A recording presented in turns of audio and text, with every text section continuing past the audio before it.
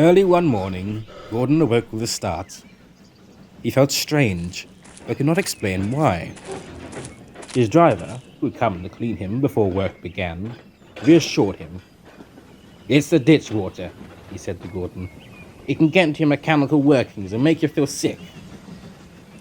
Gordon was satisfied with that explanation, but what was odd was that he couldn't remember falling into the ditch, even though it had happened recently.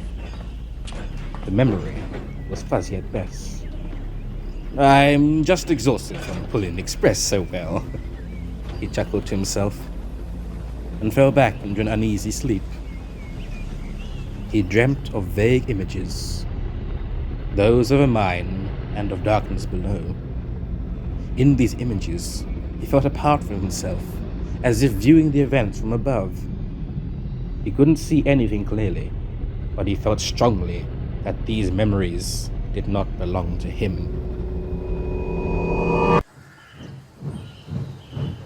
Later that morning, Gordon sleepily brought his train to the junction.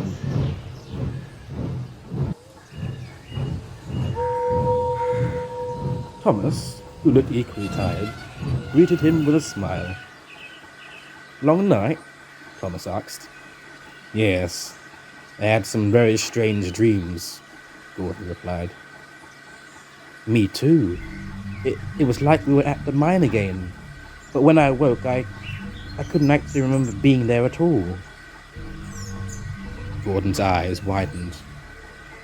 "I had the same dreams. Come to think of it, I can't actually remember falling into the ditch, much less rescuing you from the mine." "What does it mean?" Thomas asked. "I don't know. We only just came back. I remember bringing you to the yard just before the Queen came to the island." "I remember that too. But why can't we remember actually being at the mine?"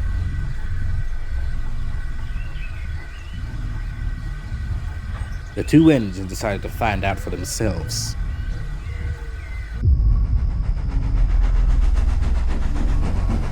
That night, the two of them puffed up the line, which led from the big station.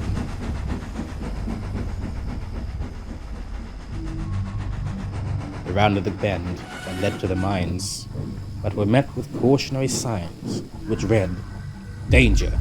Collapsed mine ahead." "We'll have to investigate from here," said their crews. They walked past the signs and towards the collapsed mine shafts. They came back a short while later. "What are you doing back so soon?" Thomas asked. "Nothing to see. Let's head back." Thomas and Gordon didn't believe them. "You didn't even take a flashlight with you. How could you see anything?" Their crews insisted, but Thomas resisted. He sped through the cautionary signs and stopped at the edge of a large gaping pit. When he looked down inside, he shrieked. "Gordon!"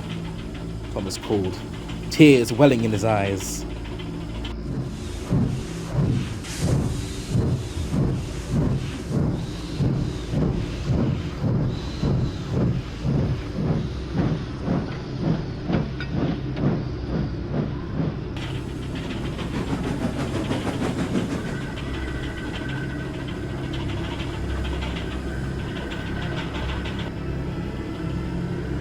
In the pit were two mangled engines.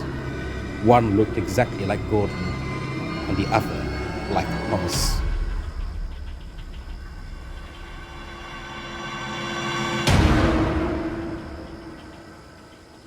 Who are these engines?" Gordon asked. A terrible feeling began stewing deep in his boiler.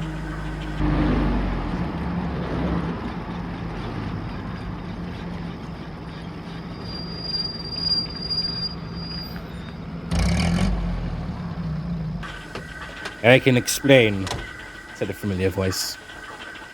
The Fat Controller stood next to his car. "I had hoped this day would never come, but alas, here we are. These were you," he continued solemnly.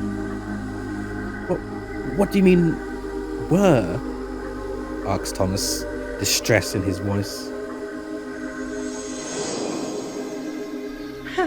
Silly old board, silly old board. Come on. Right. Now.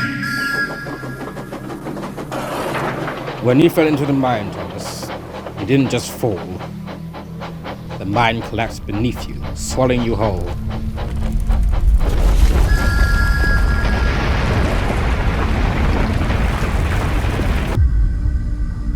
We tried to bring Gordon, our strongest engine, to lift you out with a pulley system, but we misjudged how shallow the shaft was below, and he too fell into the growing chasm beneath the ground. But how can we be here if we're down there? Gordon asked. It's a gruesome tale, said the Fact Controller. We had a major scandal due to our lack of judgment, and to save face, we saved your faces. There was a talented engineer from crew who moved your identities to new shells. The engines you see below, your former selves, were prototypes. Thomas and Gordon didn't know what to say. In their confusion, they began to cry. That doesn't change who you are now, the Fact Controller said. You're still two of my most useful engines. We gave you a second chance and avoided a scandal. We understand, said Thomas.